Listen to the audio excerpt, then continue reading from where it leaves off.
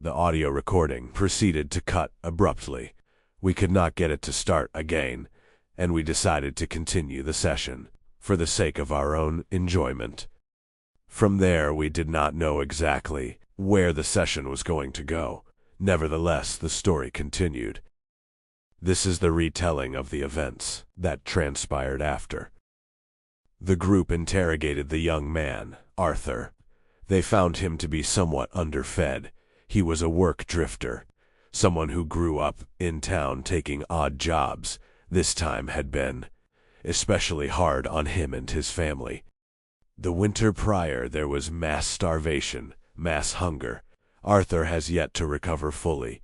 Since the previous winter, he has been giving most of his food money to his family. The group asked him what he had seen. The young man stated that he had seen a large and dark shadowy force, followed by a strange howl he could not identify. Moments prior, he had seen one of the victims, but after the howl, he blacked out.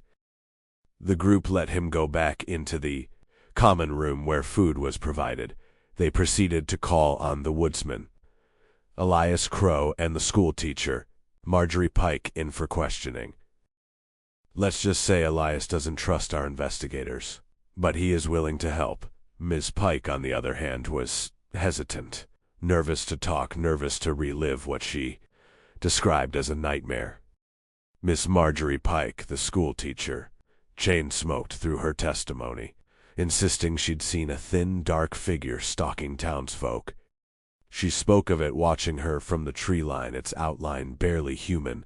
Her eyes flicked often toward Arthur, the quiet workman. Though he was polite, his presence seemed to drain the air from the room. When the questioning ended, Miss Pike asked to remain alone. The others moved to speak with Dr. Henry Lowell, the naturalist studying wolves. As he described predatory behavior, the lodge itself seemed to listen. A dark pressure settled over the building, the kind that makes walls feel too close. Through the warped glass of the dining room window, they saw Arthur or something wearing his shape, hunched over a table devouring food with animal fury. The illusion flickered like bad film stock. When they reached Miss Pike's room, it was drenched in blood. Deceased. No sound. Only the smell of iron and smoke. Father Conrad and Ozzy took lanterns and searched outside. The perimeter bore deep claw marks, gouged into wood and stone. When they climbed to the roof, they looked down the chimney and saw something staring back. Its grin too wide, its eyes hollow and bright.